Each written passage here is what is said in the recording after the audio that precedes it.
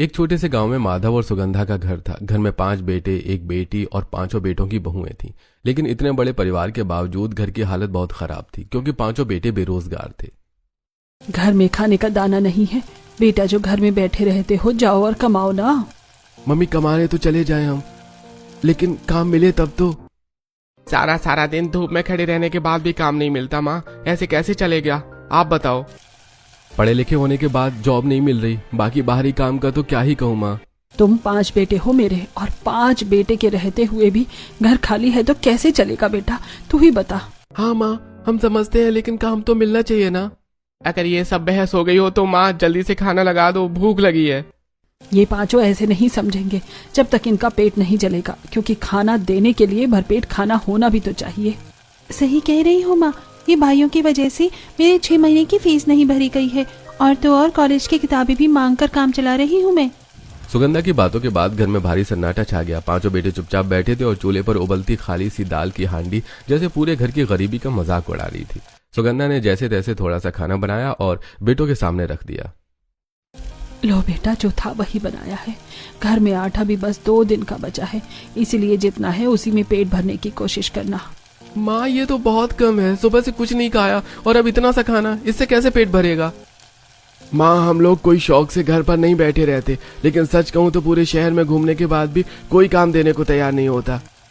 माँ, पढ़ाई पूरी की थी ताकि अच्छी नौकरी मिले, लेकिन अब हालात यह है कि मजदूरी के लिए भी लाइन में खड़ा होना पड़ता है। तो क्या करूं मैं, चूल्हे में लकड़ी डालूं या अपने दिल को जलाऊं। 5 जवान बेटे घर में बैठे हैं और माँ को ये सोचना पड़ रहा है कि कल रोटी बनेगी भी या नहीं। अरे बहुत हुआ। हाँ, अब अगर तुम लोगों को भूख लगी है तो उसका इलाज एक ही है, काम ढूंढो, चाहे छोटा हो या बड़ा, लेकिन कमाओ। ठीक है बाबूजी, हम सब कल सुबह निकलेंगे और जब तक कोई काम नहीं मिलेगा तब तक वापस नहीं आएंगे। चाहे मजदूरी करनी पड़े, ईंट ढोनी पड़े या खेत में काम करना पड़े, लेकिन अब खाली हाथ घर नहीं आएंगे। अगले दिन सुबह 5 भाई जल्दी से उठे और काम की तलाश में अलग अलग दिशाओं में निकल गए। पूरे दिन धूप में भटकते रहे, कहीं काम नहीं मिला। कहीं पहले से मजदूर भरे थे, शाम को थके हुए और मायूस घर लौटे। बाबूजी, आज एक ठेकेदार मिला था। उसने बोला कि कल अगर मजदूर कम हुए तो बुला लेगा। मुझे तो बस आधे दिन का काम मिला, ईंटें उठानी पड़ी, बदले में सिर्फ 120 रुपए मिले। मुझे भी बस 150 रुपए मिले, और वो भी पूरे दिन की धूप में काम करने के बाद। बेटा, इतने से पैसे से मेरा तो घर का चूल्हा भी ठीक से नहीं जल पाएगा। माँ, हम कोशिश तो कर रहे हैं ना, लेकिन हर जगह मजदूरों की लाइन लगी है। अरे कोशिश करते रहो, जिंदगी में मेहनत करने वाले कभी हारते नहीं है। ऐसे कई दिन गुजर गए। कभी किसी को 100 रुपए मिले, कभी 150 रुपए, कभी किसी को काम मिला तो किसी को नहीं। घर की हालात जस की तस रही। एक दिन सुगंधा ने एक बड़ा फैसला लिया। माधव सुनो, मैं एक बात सोच रही हूँ। क्या हुआ सुगंधा? क्यों ना इन 5 की शादी कर दी जाए। घर में बहुएं आएंगी तो काम में हाथ बटेगा, और घर की जिम्मेदारी भी बढ़ेगी तो शायद ये लोग और मेहनत करेंगे। अरे भाग्यवान, तुम कैसी बात कर रही हो? इन 5 से शादी कौन करेगा? क्यों, हमारे बेटे क्या बुरे हैं? बेटे बुरे नहीं है, लेकिन गरीब है। शादी में गहने चाहिए, कपड़े चाहिए, खर्चा चाहिए, और हमारे हालात तो ऐसे हैं कि 2 वक्त की रोटी भी मुश्किल से मिलती है। लेकिन कीर्ति की भी तो शादी करनी है। कल को वो भी अपने घर चली जाएगी, फिर ये घर कौन संभालेगा? हाँ, यही सोच सोच कर मेरा सिर फट जाता है। कुछ दिन बाद माधव अपने पुराने दोस्त गणेश से मिलने उसके घर गया। गणेश भी गरीब था, लेकिन दिल का बहुत अच्छा इंसान था। उसके घर में 5 बेटियां थीं। अरे माधव भाई, कितने साल बाद आए हो, आओ बैठो। अरे बस यूं ही तुम्हारी याद आ गई तो चला आया। अरे बेटियों, जरा चाय और नाश्ता लेकर आओ, मेरे दोस्त आए हैं। थोड़ी ही देर में 5 बेटियां चाय और नाश्ता लेकर आईं। उनके हाथ का बनाया हुआ खाना बहुत स्वादिष्ट था। अरे गणेश भाई, तुम्हारी बेटियों के हाथ का खाना तो कमाल का है। हाँ भाई, यही तो मेरी दौलत है। सच कहूं तो इतनी समझदार और मेहनती बेटियां हर घर में नहीं होती। लेकिन भाई, एक चिंता हर समय दिल में रहती है। इतने गरीब हालात में इनके लिए अच्छा घर कैसे ढूंढूं? दहेज देने की हैसियत नहीं है। गणेश, अगर मैं कहूं कि मुझे दहेज नहीं चाहिए तो? क्या मतलब? मेरे 5 बेटे हैं और तुम्हारी 5 बेटियां। क्या? मैं तुम्हारी बेटियों को बहू बनाकर अपने घर ले जाना चाहता हूं, बिना दहेज, बिना किसी दिखावे के। माधव भाई, क्या सच में तुम ऐसा कह रहे हो? हाँ, क्योंकि मैं तुम्हारी परेशानी समझ सकता हूं। मैं भी उसी हाल से गुजर रहा हूं। अगर ऐसा हो जाए तो मेरी बेटियों की जिंदगी बन जाएगी। तो फिर समझो रिश्ता पक्का हुआ। आज से हम रिश्तेदार बन गए। उस दिन दो दोस्तों ने बिना किसी लालच और बिना किसी दहेज के 5 रिश्ते पक्के कर दिए। पैसे की तंगी जरूर थी, लेकिन दोनों परिवारों को यह सुकून था कि उनकी बेटियां और बेटों का घर बस जाएगा। कुछ ही दिनों के बाद बहुत ही सादगी से 5 बेटों की शादी गणेश की 5 बेटियों से कर दी गई। न कोई बड़ा पंडाल था, न कोई महंगे कपड़े, न ही कोई शोर शराबा। बस गांव के मंदिर में सादे तरीके से फेरे हुए और 5 बहुएं विदा होकर अपने ससुराल आ गईं। आओ बेटियों, इस घर में तुम्हारा स्वागत है। हमारा घर छोटा जरूर है, लेकिन दिल से तुम्हें अपनाएंगे। माँ जी, हमें बड़े घर का नहीं बल्कि अपनेपन की जरूरत है।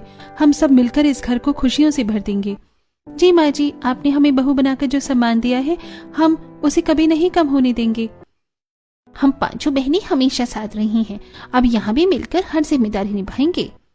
घर चाहे छोटा हो या बड़ा, अगर लोग अच्छे हों तो वही सबसे बड़ा सुख होता है। और माँ जी, हम सबको खाना बनाना भी बहुत पसंद है। आपके लिए रोज नए नए पकवान बनाएंगे। बहुओं की मीठी बातें सुनकर सुगंधा और माधव की आंखों में खुशी के आंसू आ गए, लेकिन बाहर गली में कुछ पड़ोसनें खड़ी होकर तमाशा देख रही थी। जैसी 5 बहुएं आंगन में आई, पड़ोसनों ने ताने मारना शुरू कर दिया। अरे वाह, घर में पहले ही 5 बेटे और 2 माँ बाप का पेट नहीं भर रहा था, अब 5 बहुएं और ले आए। क्या खिलाओगे इन्हें? सही कह रही हो सुषमा, शादी तो कर ली, लेकिन बहुओं को खिलाने की हैसियत है भी या नहीं, ये भी सोचना चाहिए था। कहीं ऐसा ना हो कि बहुएं 2 दिन में मायके वापस भाग जाएं, क्योंकि यहाँ तो चूल्हा भी मुश्किल से जलता है। अरे बहनों, अभी देखना, कुछ ही दिनों में ये बहुएं भी समझ जाएंगी कि किस घर में आ गई हैं। पड़ोसनों की बातें सुनकर 5 बहुएं एक दूसरे का चेहरा देखने लगी। उन्हें समझ में नहीं आ रहा था कि ये लोग ऐसा क्यों कह रही हैं। तभी सुगंधा वहां आ गई। बेटियों, तुम लोग इनकी बातों पर ध्यान मत दो। गांव में कुछ लोगों को दूसरों की खुशी देखी नहीं जाती। लेकिन माँ जी, ये लोग ऐसा क्यों कह रही थी कि घर में खाने की कमी है? कुछ नहीं बेटा, बस ऐसे ही बोल रही थी। तुम लोग थकी हुई हो, जाओ आराम करो। सच में माँ जी, सुबह से शादी की रस्मों में बहुत थक गए हैं। कल सुबह हम सब मिलकर पहली रसोई बनाएंगे, तब सबको अच्छा खाना खिलाएंगे। हाँ बेटा, जैसा तुम्हें ठीक लगे। रात हो गई और 5 बहुएं अपने अपने कमरों में जाकर सो गईं। शादी की थकान इतनी ज्यादा थी कि उन्हें पता ही नहीं चला कब आंख लग गई। अगली सुबह घर में हलचल थी, क्योंकि आज 5 बहुओं की पहली रसोई थी। बहुएं जल्दी उठी, नहा धोकर तैयार हुई और पूरे उत्साह के साथ रसोई में पहुंच गईं। आज हमारी पहली रसोई है, क्यों ना कुछ खास बनाया जाए। हाँ दीदी, 2 तरह की सब्जी बनाते हैं, एक आलू की और एक मिक्स वेज। साथ में पुलाव और गर्मा गर्म पूरी भी बनाते हैं और मिठाई में खीर। वाह, कितना अच्छा लगेगा, सब लोग खुश हो जाएंगे। चलो जल्दी से राशन ढूंढते हैं, फिर काम शुरू करते हैं। 5 बहुएं रसोई में इधर उधर सामान ढूंढने लगी, लेकिन उन्हें ना तो सब्जियां मिली, ना ही चावल, ना ही ज्यादा आटा। तभी सुगंधा वहां आ गई। क्या हुआ बेटियों, इतनी देर से क्या ढूंढ रही हो? माँ जी, हम पहली रसोई के लिए 2 तरह की सब्जी, पुलाव, पूरी और खीर बनाने की सोच रहे थे, लेकिन हमें यहाँ ज्यादा राशन दिखाई नहीं दे रहा। शायद कहीं और रखा होगा। नहीं बेटा, आज इतना सब बनाने की जरूरत नहीं है। तो माँ जी, फिर क्या बनाए? बस सूजी का हलवा बना लो। सिर्फ हलवा? हाँ बेटा, वही काफी है। तो क्यों ना 5 तरह का हलवा बनाए, सूजी, बेसन, गाजर, मूंग दाल और आटे का। नहीं बेटा, बस सूजी का ही हलवा बनेगा। ज्यादा मिठाई यहाँ कोई नहीं खाता है। ये कहकर सुगंधा बाहर गई और थोड़ी देर बाद आधा किलो भी नहीं बल्कि सिर्फ 1/4 किलो सूजी लेकर आई। लो बेटियों, इसी से हलवा बना लो। जी माँ जी, जैसा आप कहें। कितनी सी सूजी से पूरे घर के लिए हलवा कैसे बनेगा? चलो जो है उसी में बना लेते हैं। हाँ, पहली रसोई है, मना करना ठीक नहीं होगा। हम 5 मिलकर बना लेंगे। 5 बहुओं ने मिलकर हलवा बनाया, लेकिन सूजी इतनी कम थी कि सबको बस थोड़ा थोड़ा ही मिला। हाँ, अच्छा बना है, मीठा भी बिल्कुल सही है। हाँ। लेकिन थोड़ा ही मिला। अरे बेटा, बस इतना ही काफी है। हलवा खत्म हुआ और उसके बाद पूरे दिन घर में कोई खाना नहीं बना। माँ जी, दोपहर का खाना नहीं बनेगा? नहीं बेटा, सबका पेट भरा हुआ है। लेकिन हमने तो बस थोड़ा सा हलवा खाया था। आदत पड़ जाएगी बेटा। दोपहर ऐसे ही बीत गई। शाम होते ही सभी लोग फिर रसोई में आ गए। भाभी, आज हल्का खाना बनाना। हाँ, शादी का खाना बहुत भारी हो गया था। शादी में तो बस पूरी और सब्जी ही थी, वो भी सामान्य। फिर भी चलो दाल चावल बना लेते हैं। ठीक है, चलो जल्दी बनाते हैं। उस रात सबने दाल चावल खाया और सो गए। अगले कई दिनों तक यही चलता रहा। सुबह थोड़ा सा नाश्ता, दोपहर में कुछ नहीं और शाम को हल्का खाना। पांचों बहुएं धीरे धीरे समझने लगी कि इस घर के हालात सच में बहुत खराब हैं। एक सुबह नीता ने सोचा कि आज पतियों के लिए कुछ अच्छा बनाया जाए ताकि वो काम पर जाते समय अच्छा खाना खा सकें। बहनों, आज हम सब अपने अपने पतियों के लिए पराठे बना देते हैं और टिफिन में रख देते हैं। सुबह से मेहनत करते हैं तो कम से कम अच्छा खाना तो मिलना ही चाहिए। हाँ दीदी, ये बहुत अच्छा रहेगा। सुबह का नाश्ता भी अच्छा होगा और टिफिन में भी पराठे रहेंगे। मैं आलू के पराठे बना देती हूँ, मैं सादा पराठे बना देती हूँ और मैं थोड़ा सा अचार और नमक मिर्च भी रख देती हूँ ताकि स्वाद बढ़ जाए। पांचों बहुओं ने मिलकर जल्दी जल्दी पराठे बनाए और टिफिन में रख दिए। जब पांचों बेटे काम पर जाने लगे तो बहुओं ने उन्हें टिफिन पकड़ा दिया। ये टिफिन ले जाइए, दिन में भूख लगी तो खा लीजिएगा। नहीं नीता, दिन में खाना खाने में मुझे बहुत ज्यादा एसिडिटी हो जाती है, इसलिए मैंने दिन में नहीं खाता। लेकिन खाली पेट काम कैसे करोगे? अरे मैं पानी पी लेता हूँ, आदत हो गई है अब। लेकिन निशान जी, आपने भी टिफिन वापस क्यों कर दिया? मुझे भी दिन में खाना खाने से परेशानी होती है। करण जी, आप भी नहीं ले जा रहे हैं? नहीं मानवी, मैं भी दिन में कुछ नहीं खाता। नीरज जी, कम से कम आप तो ले जाइए। नहीं जीविका, मुझे भी एसिडिटी हो जाती है। पांचों बेटे बहाना बनाकर काम पर चले गए। बहुएं एक दूसरे का चेहरा देखने लगी। धीरे धीरे उन्हें समझ में आने लगा कि असली वजह कुछ और ही है। दीदी, क्या सच में इन्हें एसिडिटी होती है? नहीं काव्या, मुझे लगता है वजह कुछ और ही है। शायद घर में राशन कम रहता है, इसलिए ये लोग दिन में खाना नहीं खाते। हाँ, ताकि शाम को सबके लिए खाना बच सके।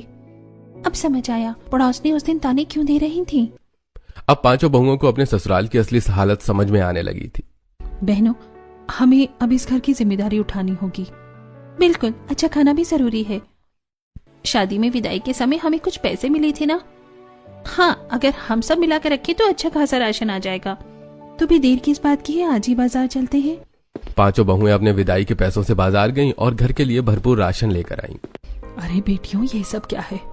माँ जी, ये घर का राशन है। लेकिन पैसे कहाँ से आए?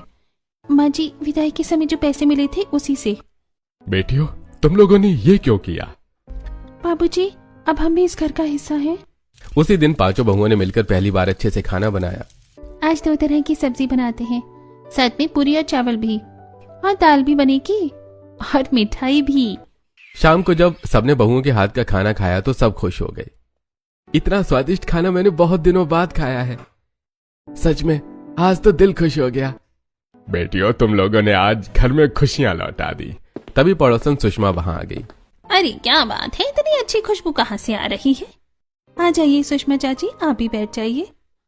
अरे ये तो बहुत स्वादिष्ट है, किस होटल से मंगवाया है? होटल से नहीं, घर का बना है। सच में? अगले ही दिन सुषमा ने पूरे मोहल्ले में बहुओं की तारीफ कर दी। अरे उस घर की बहुएं तो कमाल का खाना बनाती है, एकदम होटल जैसा स्वाद है। सच में? तो फिर उन्हें ढाबा खोल लेना चाहिए। हाँ, लोग जरूर आएंगे। कुछ दिनों बाद राशन फिर खत्म होने लगा। बहनों, शायद पड़ोसनी ठीक कह रही थी। हाँ, अगर हम ढाबा खोल लें तो घर के हालात सुधर सकते हैं। तो फिर क्यों ना हम कोशिश करें? हाँ, हम सब मिलकर करेंगे। तो तेरा हम ढाबा खोलेंगे। अगले ही दिन घर के बाहर थोड़ी सी जगह में 2 चूल्हे जलाए गए और एक छोटा सा ढाबा शुरू किया गया। आज से हमारा ढाबा शुरू, देखते हैं कितने ग्राहक आते हैं। लेकिन शुरुआत में ज्यादा लोग नहीं आए। जो भी आता उसे सिर्फ रोटी सब्जी नहीं बल्कि अलग अलग तरह का खाना चाहिए होता था। लोग तो बहुत सारी चीजें मांग रहे हैं, हमें कल से ज्यादा चीजें बनानी होंगी। हाँ, कम से कम 5-6 तरह का खाना। अगले दिन बहुओं ने 5-6 तरह का खाना बनाया, लेकिन ग्राहक शिकायत करने लगे। अरे भाई, खाना तो ठंडा है। अरे भाई, गरम खाना चाहिए। बहुओं को समझ आ गया कि सुधार की जरूरत है। हमें और चूल्हे बनाने होंगे। हाँ, ताकि बार बार खाना गर्म कर सकें। कल से 3 और चूल्हे बनाते हैं। 5 चूल्हों पर 10 तरह का खाना बनाएंगे और ग्राहकों को गरम गरम खाना देंगे। अगले दिन 5 चूल्हों पर 10 तरह का खाना बनने लगा, लेकिन लकड़ी बहुत ज्यादा खर्च होने लगी और ग्राहकों की मांग भी बढ़ती जा रही थी। कई ग्राहक इंतजार नहीं कर पाते और कहीं और चले जाते। अगर हमें सच में सफल होना है तो कुछ बड़ा करना होगा। हाँ, ऐसा कि सारे ग्राहक हमारे ढाबे पर ही आए। हमें बड़ा कदम उठाना होगा। हम कर सकते हैं। हाँ, क्योंकि हम 5 जुगाड़ू बहुए हैं। 5 चूल्हे वाले छोटे से ढाबे को चलाते हुए कुछ दिन बीत गए। ग्राहक आते तो थे, लेकिन ज्यादातर लोग शिकायत करते कि ठंडा खाना है या फिर ज्यादा देर तक गर्म करने से स्वाद बदल जाता था। कई लोग सिर्फ देखकर ही चले जाते थे। उस रात 5 बहुएं घर के आंगन में बैठी इसी बारे में सोच रही थी। बहनों, आज भी कई ग्राहक आए लेकिन वापस चले गए। किसी को ज्यादा वैरायटी चाहिए थी, किसी को गरम खाना चाहिए था। अगर ऐसा ही चलता रहा तो हमारा ढाबा ज्यादा दिन नहीं चल पाएगा। हाँ दीदी, मैंने भी देखा कि लोग बार बार पूछ रहे थे और क्या क्या बना है। हमारे पास बस कुछ ही चीजें थी, इसलिए वो लोग निराश होकर चले गए। और जब हम खाना बार बार गर्म करते हैं तो उसका स्वाद भी बदल जाता है। ग्राहक तुरंत पहचान लेते हैं कि खाना ताज़ा नहीं है। हमें ऐसा तरीका निकालना होगा जिससे कि खाना हमेशा गर्म भी रहे और स्वाद भी बना रहे। हाँ, और साथ ही हमें खाने की वैरायटी भी बढ़ानी होगी ताकि हर ग्राहक को अपनी पसंद का खाना मिल सके। तभी पांचों पति भी वहां आ गए। उन्होंने बहुओं की बातें सुनी और उनकी चिंता समझी। देखो, तुम लोगों ने बहुत अच्छी शुरुआत की है, लेकिन अगर ढाबे को सफल बनाना है तो तुम्हें इसमें सुधार करना ही होगा। ग्राहक तभी वापस आएंगे जब उन्हें एक अच्छा खाना, ज्यादा वैरायटी और गरम गरम खाना मिलेगा। मेहनत तो तुम लोग बहुत कर रही हो, लेकिन तरीका थोड़ा बदलना पड़ेगा। अगर तुम लोग कोई नया तरीका निकालो तो हम सब तुम्हारा साथ देंगे। हाँ भाभीओ, पूरा परिवार तुम्हारे साथ है। पांचों बहुएं देर रात तक बैठकर सोचती नहीं, लेकिन कोई बड़ा उपाय समझ नहीं आ रहा था। बहनों, हम इतनी देर से सोच रहे हैं लेकिन कोई अच्छा आइडिया नहीं मिल रहा। शायद हमें किसी और जगह से सीखना पड़ेगा। हाँ, कभी कभी समाधान बाहर देखने से मिलता है। सही कह रही हो, शायद भगवान ही हमें कोई रास्ता दिखा दे। अगले ही दिन पूरे गांव में खबर फैल गई कि गांव के प्रधान की बेटी की शादी है। पूरे गांव को निमंत्रण दिया गया था। माधव का पूरा परिवार भी शादी में गया। वहां पहुंचकर सभी ने देखा कि बहुत बड़ा इंतजाम किया गया था। अरे बहनों, देखो यहाँ कितनी सारी चीजें बनी हैं। सच में यहाँ तो 56 भोग लगे हुए हैं। और देखो, हर खाने के नीचे अलग अलग चूल्हे चल रहे हैं। इसीलिए खाना हमेशा गर्म रहता है और स्वाद भी बिल्कुल ताजा रहता है। पांचों बहुएं ध्यान से हर चीज देख रही थी। बहनों, मुझे एक आइडिया आया है। क्या दीदी? अगर यहाँ 56 भोग बन सकते हैं तो हम भी अपने ढाबे पर बहुत सारी वैरायटी बना सकते हैं। मतलब ज्यादा चूल्हे और ज्यादा खाना। हाँ, हम 50 चूल्हे बनाएंगे और 50 तरह का खाना बनाएंगे। 50 चूल्हे? लेकिन अगर हम पांचों मिलकर काम करें तो ये मुमकिन है। उसी रात पांचों बहुओं ने फैसला कर लिया कि वो अपने ढाबे को 50 चूल्हों वाला ढाबा बनाएंगी। लेकिन इसके लिए बहुत पैसे चाहिए होंगे। हमारे पास जो थोड़ा बहुत सोना है, अगर हम सब मिलकर उसे गिरवी रख दें तो ढाबे के लिए पैसे मिल सकते हैं। हाँ, अगर हम आज थोड़ा जोखिम उठाएंगे तो कल हमारा भविष्य बदल सकता है। अगले दिन पांचों बहुओं ने अपना थोड़ा थोड़ा सोना मिलाकर गिरवी रख दिया और उससे ढाबे के पैसे जुटाए। बेटियों, तुम लोगों ने अपना गहना गिरवी रख दिया। माँ जी, गहने बाद में भी आ सकते हैं, लेकिन मौका बार बार नहीं मिलता। अब काम शुरू हुआ। पांचों बहुएं दिन रात मेहनत करके 50 चूल्हे तैयार करने लगी। सुनिए सुनिए, हमारे घर का नया ढाबा शुरू हो रहा है। 50 चूल्हों वाला ढाबा और रसोई, यहाँ 50 तरह का खाना मिलेगा। गरम गरम और ताजा खाना। कुछ ही दिनों में 50 चूल्हे तैयार हो गए। या पूरा परिवार ढाबे की तैयारी में लग गया। बेटियों, आज इतना काम है कि मजा आ रहा है। मैं आटा गूंद देती हूँ। मैं बर्तन साफ कर देता हूँ। हम जंगल से लकड़ी लेकर आ गए हैं। आज तो पूरा जंगल छान मारा। लेकिन मेहनत रंग लाएगी आज ढाबा खुलेगा और पूरा गांव आएगा। आखिरकार वो दिन आ गया जब 50 चूल्हों वाला ढाबा शुरू हुआ।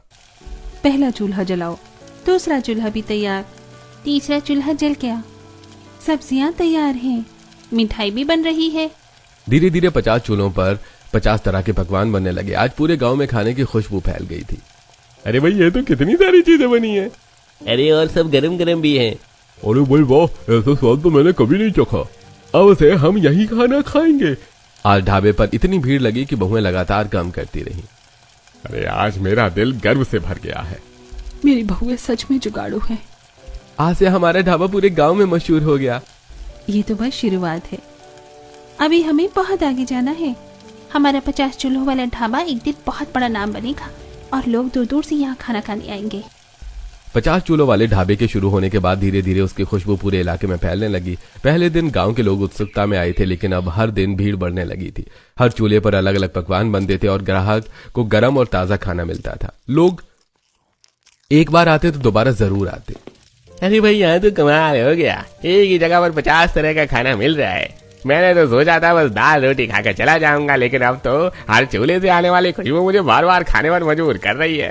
सच कह रहे हो, मैंने भी सोचा था जल्दी से खाकर काम पर चला जाऊंगा, लेकिन यहाँ तो इतना स्वादिष्ट खाना है कि बार बार प्लेट भरने का मन कर रहा है। और सबसे बड़ी बात यह है कि सब कुछ गरम गरम मिल रहा है। ऐसा लग रहा है जैसे घर का खाना खा रहे हो। धीरे धीरे ये ढाबा पूरे गांव की पहचान बन गया। लोग दूर दूर से गांव के भी यहाँ खाना खाने आने लगे। कुछ ही महीनों में हालात ये हो गए कि ढाबे के बाहर हमेशा ग्राहकों की लाइन लगी रहती थी। देखो बहनों, मैंने पहले ही कहा था ना कि इन बहुओं के हाथ में जादू है। अब देख लो, पूरा गांव इनके ढाबे की तारीफ कर रहा है। अब तो लोग हमारे गांव का नाम भी इसी ढाबे की वजह से जानते हैं। धीरे धीरे लोगों ने बहुओं के ढाबे से शादी और पार्टियों के लिए भी खाना मंगवाना शुरू कर दिया। बड़े बड़े ऑर्डर आने लगे। नीता, आज 2 गांव से शादी के लिए खाना बनाने का ऑर्डर आया है और अगले महीने 3 और शादियों के लिए भी ऑर्डर मिला है। अब हमारा ढाबा सिर्फ ढाबा नहीं रहा, ये पूरे इलाके की पहचान बन गया है। लेकिन अब काम भी बहुत बढ़ गया है। हमें और लोगों की जरूरत पड़ेगी। 5 बहुएं भी समझ गई थी कि अब अकेले इतना काम संभालना मुश्किल है, लोग लगाने पड़ेंगे। अगले ही हफ्ते कई गांव की महिलाएं ढाबे पर काम करने लगी। अब ढाबा पहले से भी ज्यादा व्यवस्थित हो गया था। बेटियों, तुम लोगों ने तो पूरे गांव की किस्मत ही बदल दी।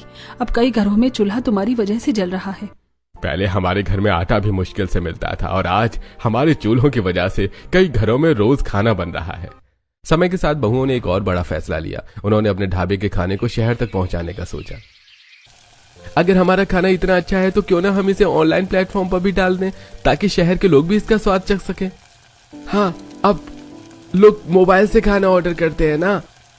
अगर हम अपना ढाबा वहां जोड़ दें तो शहर के लोग भी यहाँ का खाना मंगवा सकेंगे और इसमें हमारी कमाई भी बढ़ेगी और गांव के और लोगों को भी रोजगार मिलेगा। कुछ ही समय में ढाबे को ऑनलाइन प्लेटफॉर्म से जोड़ दिया गया। अब शहरों से भी लोग यहाँ का खाना ऑर्डर करने लगे। अरे भैया, मैंने शहर से खाना मंगवाया था लेकिन स्वाद इतना अच्छा लगा कि आज खुद यहाँ आकर खा रहा हूँ। यहाँ का भैया देसी स्वाद कहीं और नहीं मिलता। धीरे धीरे 50 चूल्हों वाला गांव ही नहीं बल्कि शहरों में भी मशहूर हो गया। लोग दूर दूर से यहाँ का स्वाद चखने आने लगे। अब माधव के घर में राशन की कभी कमी नहीं होती थी और घर में खुशहाली लौट आई थी। कुछ समय बाद बहुओं ने नया घर भी बनवाया और ढाबे को पहले से भी बड़ा कर दिया। अब हमारे ढाबे में 50 चूल्हे की बड़ी रसोई बनेगी और ग्राहकों के बैठने के लिए अलग से बड़ी जगह भी होगी, ताकि लोग आराम से बैठकर खाना खा सकें। हमारा ढाबा पहले से भी ज्यादा बड़ा और अच्छा होगा और स्वाद भी वही रहेगा जो लोगों को पसंद है। नया घर बनता है, रसोई बड़ी की जाती है, 50 चूल्हे के लिए अलग से जगह होती है। अब 5 बहुएं और उनके पति मिलकर 50 चूल्हों वाले ढाबे और रसोई को चलाते थे। घर में खुशियां थी, गांव में रोजगार था, हर चूल्हे से मेहनत की खुशबू आती थी। 5 जुगाड़ू बहुओं ने अपनी समझदारी से गरीब घर को खुशहाल बना दिया और उनका 50 चूल्हे वाला ढाबा पूरे इलाके की शान बन गया।